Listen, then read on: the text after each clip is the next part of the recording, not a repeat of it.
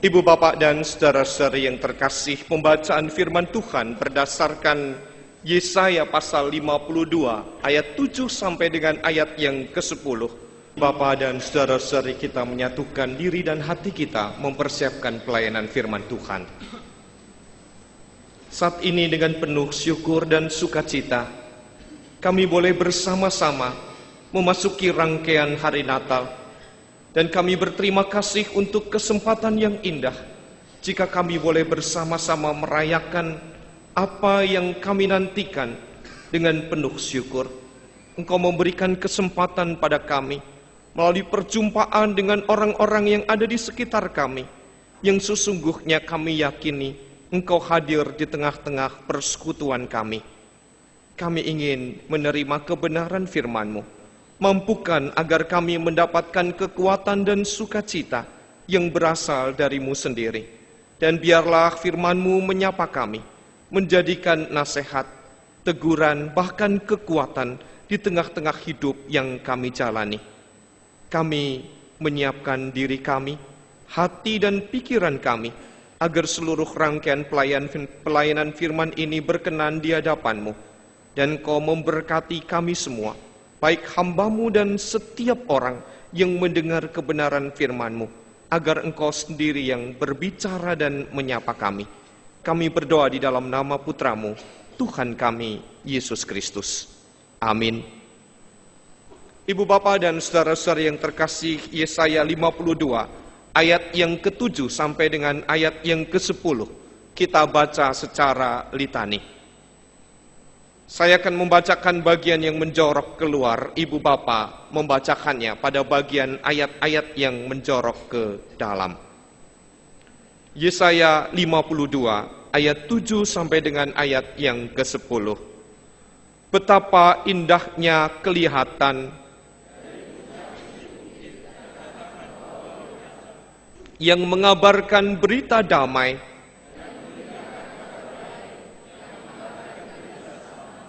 dan berkata kepada Sion,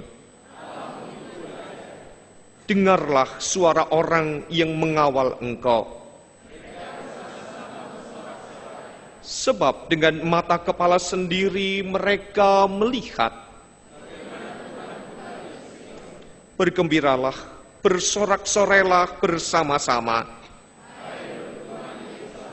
Sebab Tuhan telah menghibur umat-Nya. Tuhan telah menunjukkan, maka segala ujung bumi melihat. Demikianlah pembacaan firman Tuhan untuk kita pada petang hari ini. Berbahagialah orang yang mendengar firman Tuhan serta memeliharanya. Haleluya.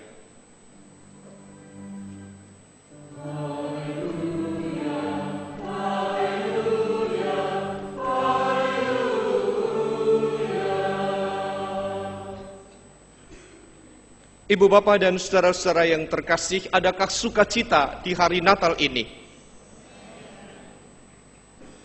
Tentu ada sukacita pada hari Natal ini, karena kita boleh mensyukuri rangkaian perayaan Natal yang kita jalani tahun ini berjalan dengan damai, berjalan dengan tertib.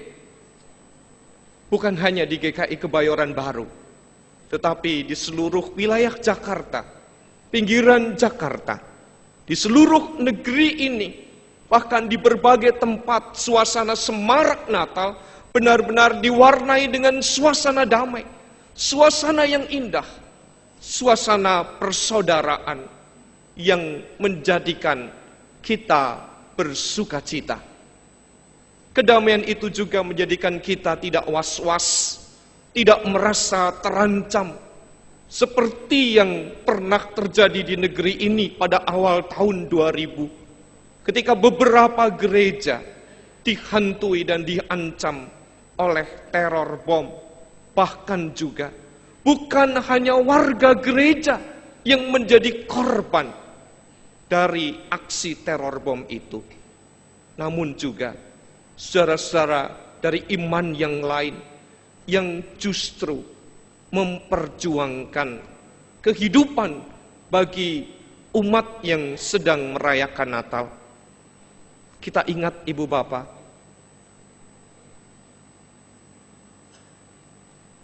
(13 tahun yang lalu, ketika di Mojokerto, seorang anggota Banser justru berusaha untuk mengamankan bom yang ada di depan gereja. Namun jiwanya justru melayang. Satu perjuangan untuk mempertahankan damai sejahtera ternyata bukanlah hal yang gampang. Dan seringkali tanpa disadari, situasi semacam ini menjadikan kita curiga, menjadikan kita was-was dan berprasangka buruk terhadap pihak yang lain. Seolah kita berada dalam keadaan dan situasi terjajah. Tidak ada kedamaian, tidak ada rasa aman, dan tidak ada rasa sukacita. Mengapa semua itu terjadi? Bukankah kita hidup di tengah-tengah situasi dan negara yang merdeka? Karena kita lupa pada Tuhan yang mengasihi kita. Kita lebih mementingkan kepentingan pribadi dan apa yang dinamakan dogma, apa yang dinamakan keyakinan yang menggeser nilai-nilai kehidupan bersama. Bagian bacaan kita pada petang hari ini mengingatkan bagaimana sesungguhnya bangsa Israel sebagai umat pilihan Tuhan, namun mereka tidak menyadari kehidupan yang diberikan dalam kebebasan, kehidupan yang diberikan dalam suasana yang indah dengan pertanggungjawaban diri yang benar, menjadikan mereka bertingkah dan berpola ala diri mereka sendiri. Rasa takut akan Tuhan mereka lupakan. Rasa nilai kemanusiaan dan persaudaraan tergeser. Sehingga kehidupan yang terjadi adalah kehidupan yang bebas.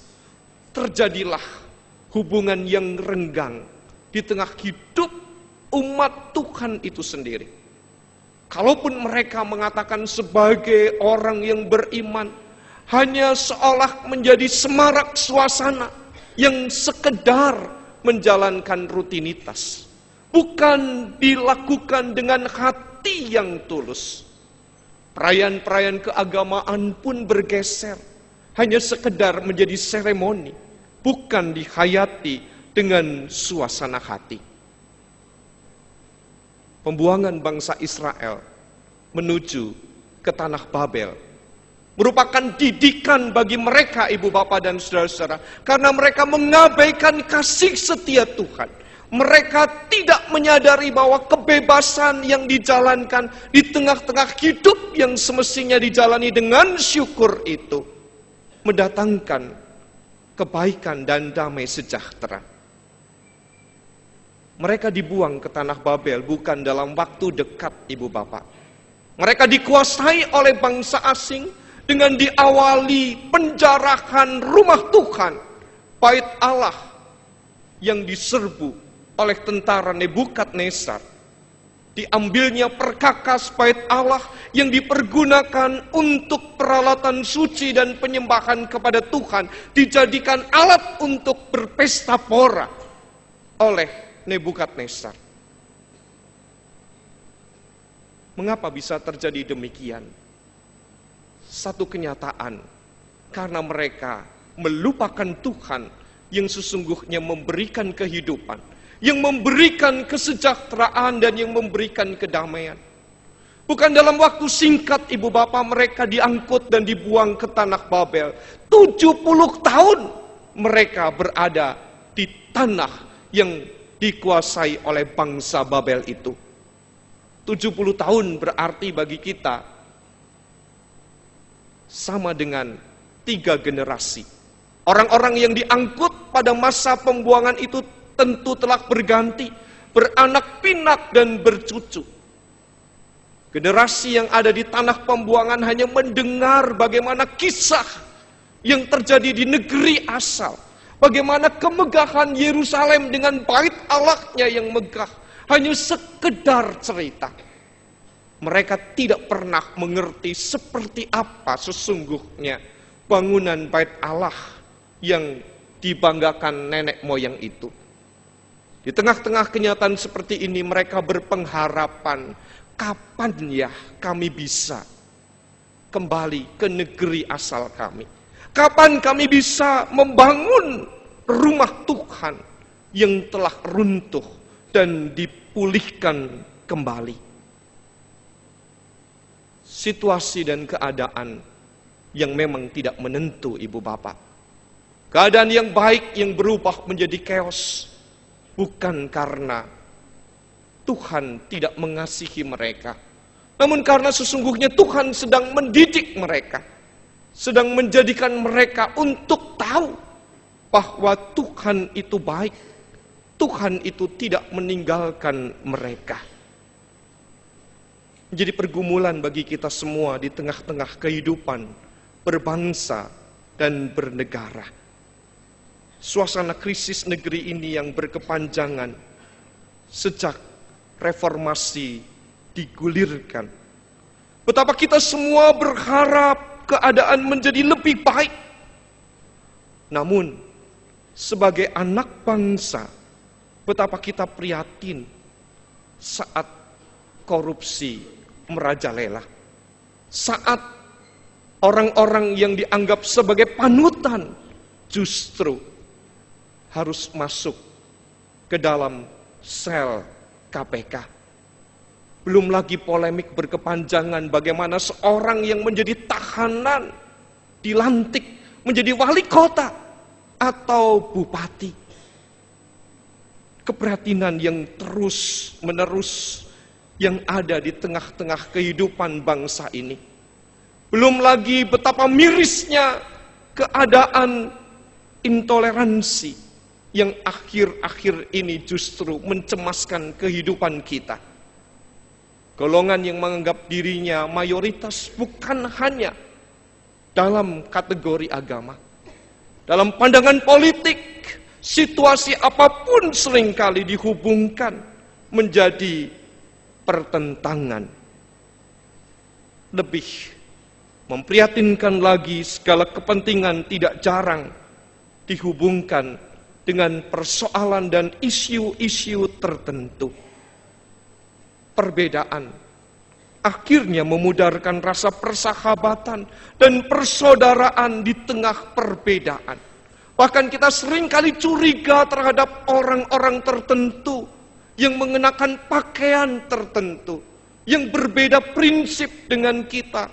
Kita khawatir, kita curiga, memiliki pandangan dan nilai-nilai yang ada di dalam benak kita adalah sebagai ancaman. Di tengah-tengah kenyataan seperti ini, betapa kita merindukan keadaan yang baik dan sejahtera.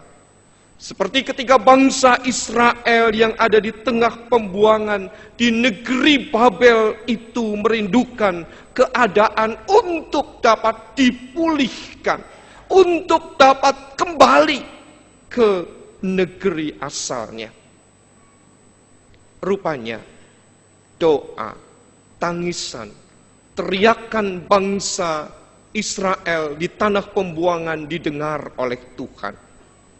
Kekalahan Babilonia yang akhirnya digusur oleh kemenangan Persia di bawah kekuasaan Raja Ahasiveros ternyata menjadikan seluruh tawanan bangsa dan daerah jajahan Babilonia diambil alih oleh kekuasaan Asyur dan Raja Koresi yang menguasai Babilonia dan mengalahkan generasi Nebukadnezar, memberikan harapan yang baru, memberikan pertolongan yang baru, menjanjikan adanya kebebasan bagi bangsa asing yang telah menjadi tawanan jajahan sebelumnya.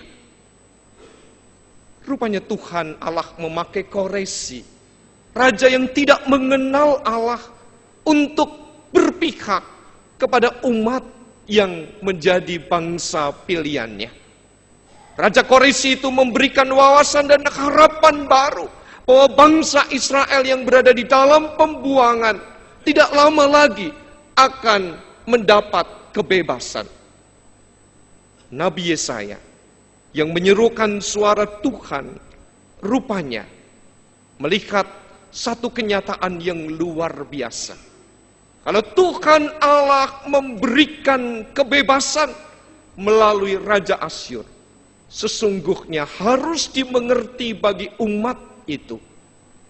Raja yang sesungguhnya bukanlah Raja Nebukadnezar dari Babilonia.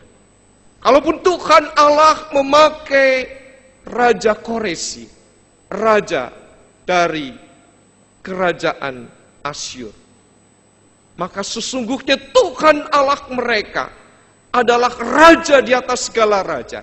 Raja yang akan memberikan kebebasan. Raja yang akan memberikan suasana yang berubah. Suasana yang jauh lebih baik. Ibu bapak dan saudara-saudara yang terkasih, menjadi catatan penting bagi kita. Kabar baik itu bukan karena raja musuh sudah ditaklukkan oleh kerajaan Asyur dan kerajaannya sudah dikalahkan. Tetapi utamanya adalah datangnya suasana baik. Suasana yang akan merubah kehidupan mereka. Atau yang disebut dengan tauf. Dan dari suasana yang baik akan tercipta damai. Atau shalom. Ibu bapak, pada saat tadi kita menjabat tangan saudara-saudara kita, salam damai. Apa artinya? Berarti tidak ada lagi kebencian, tidak ada lagi permusuhan, tidak ada lagi rasa benci terhadap saudara-saudara kita. Jabatan tangan itu berarti meluluhkan segala hal yang membatasi pandangan kita terhadap sesama. Adakah jabatan tangan yang kita ulurkan kepada sesama kita juga disertai dengan senyum? Atau justru dengan wajah tanpa ekspresi sama sekali?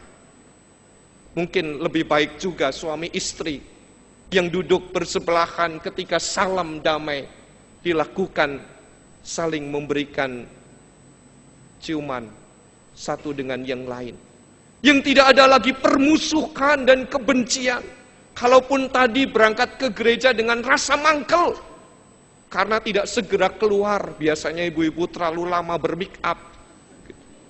Tapi istri saya cukup tanggap, ya, karena tidak pernah bermake up begitu.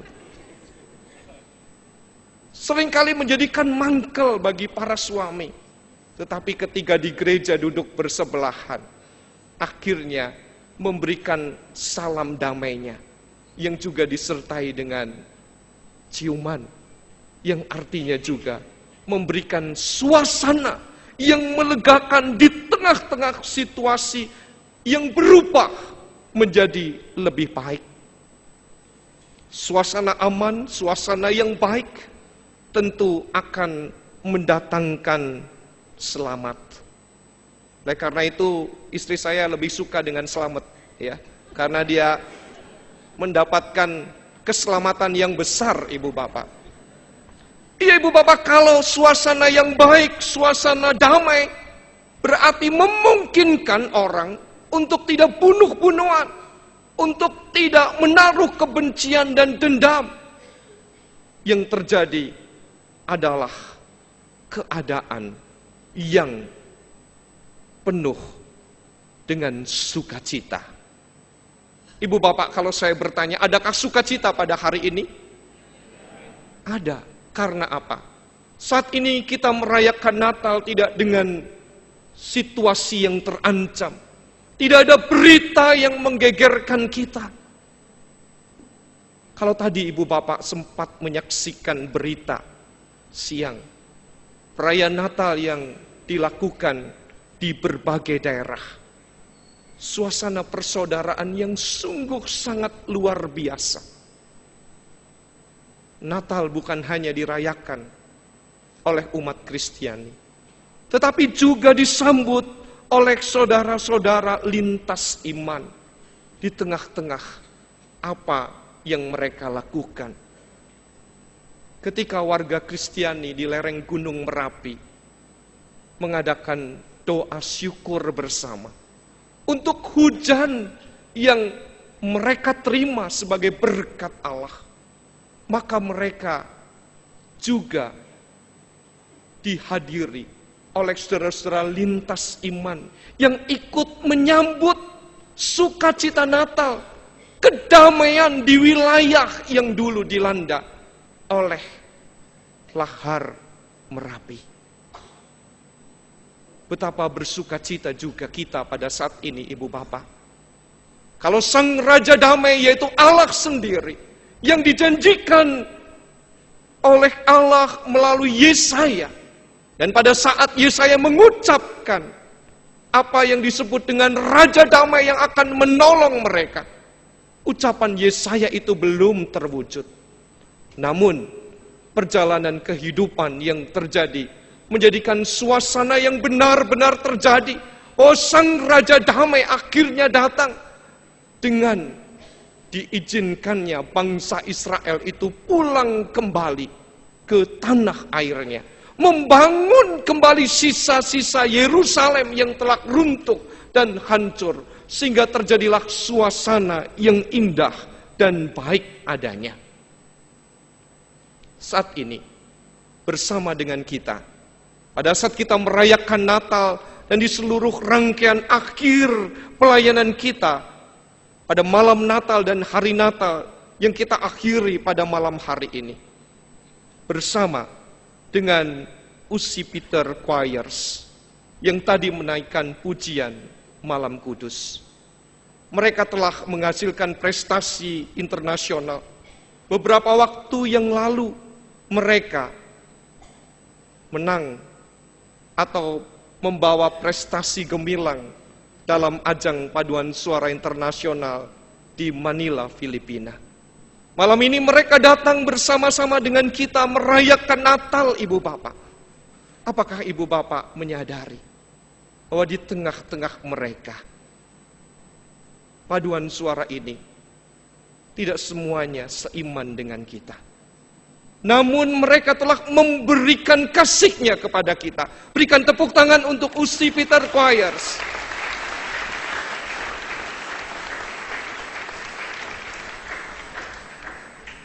Mungkin kita dihantui oleh perasaan was-was, tetapi peristiwa pada petang hari ini mengajarkan kedamaian ada di tengah-tengah kita. Kedamaian ada bersama dengan saudara yang berbeda keyakinan dengan kita, namun memiliki hati dan kasih di tengah-tengah hidup yang kita perjuangkan. Kalau mereka memberikan keteladanan bagi kita, karena kita juga meyakini Natal ini juga ada di tengah-tengah hati mereka, sehingga mereka rela memberikan apa yang terbaik bagi kehidupan bersama. Saya, Ibu Bapak dan saudara-saudara, semestinya yang disapa oleh Tuhan yang pada saat ini merayakan peristiwa besar lahirnya Sang Damai Sejahtera, yaitu Yesus Kristus, akan menjadikan saya, Ibu Bapak dan saudara-saudara, menjadi pelaku-pelaku damai. Pelaku-pelaku damai di tengah-tengah lingkungan yang terdekat dengan kita. Pelaku-pelaku yang tentu saja tidak lagi memiliki pikiran picik terhadap saudara-saudara yang berbeda dengan kita. Memberitakan berita sukacita yang mendatangkan damai sejahtera haruslah dimulai dari kehidupan saya dan saudara-saudara sendiri yang merasakan kasih itu dan membagikan kasih itu kepada sesamanya. Lilin Natal ini menyala, Ibu Bapak, dan lilin ini terus menerus semakin habis. Ia berkorban, ia menyala. Ia memberikan terangnya walaupun terang itu kecil. Namun terang itu disertai dengan pengorbanan diri. Ternyata memberi juga butuh pengorbanan. Memberi berarti butuh perjuangan. Memberi berarti melakukan apa yang bukan menurut kehendak dan keinginan diri sendiri. Berita yang membawa damai sejahtera yang kita terima pada hari Natal ini dengan suasana sukacita, di mana kita merayakan seluruh rangkaian Natal ini tanpa ada rasa curiga, tanpa ada perasaan was-was, tidak ada perasaan dongkol, sehingga kita pun mampu di tengah-tengah apa yang kita perjuangkan dalam kehidupan di tengah masyarakat, kehidupan di tengah-tengah pekerjaan, di tengah-tengah apapun juga, selayaknya kita sanggup berdampingan dengan mereka yang tidak sepaham dengan kita, yang berbeda dengan pandangan politik kita, yang berbeda dengan status sosial kita, yang berbeda jabatan atau apapun juga. Memasuki akhir tahun 2013 dan tahun 2014, di mana situasi politik di negeri ini digambarkan oleh banyak orang menjadikan banyak perbedaan. Tentu tidak menjadikan kita sebagai orang-orang yang telah menerima damai Natal ini lalu memberikan pandangan yang berbeda dengan cara seperti orang yang belum mengenal kasih Tuhan. Kita bisa berbeda pilihan terhadap orang-orang yang mewakili kita di parlemen, atau pilihan kita terhadap seorang calon presiden berbeda. Namun kedamaian di tengah-tengah kehidupan negeri ini semestinya kita warnai dengan perjuangan. Kita warnai dari diri kita masing-masing yang sudah hidup di dalam damai sejahtera, yang menerima berita Natal ini, yaitu Sang Kristus yang adalah Allah sendiri, hadir di tengah-tengah kesederhanaannya, hadir di tengah-tengah kemiskinannya, sehingga kita diupah untuk menjadi layak dan menjadi kaya. Dalam kesempatan yang indah dan berbahagia ini, di tengah-tengah sukacita kita menerima damai, menerima kabar baik, menerima kabar keselamatan yang mendatangkan sejahtera. Dan petang ini kita juga mendapatkan sejahtera bersama dengan UC Peter Choirs. Maka dalam kesempatan ini juga majelis jemaat dan panitia Natal akan memberikan ucapan terima kasih kepada mereka. Terimalah untaian bunga untuk paduan suara UC Peter.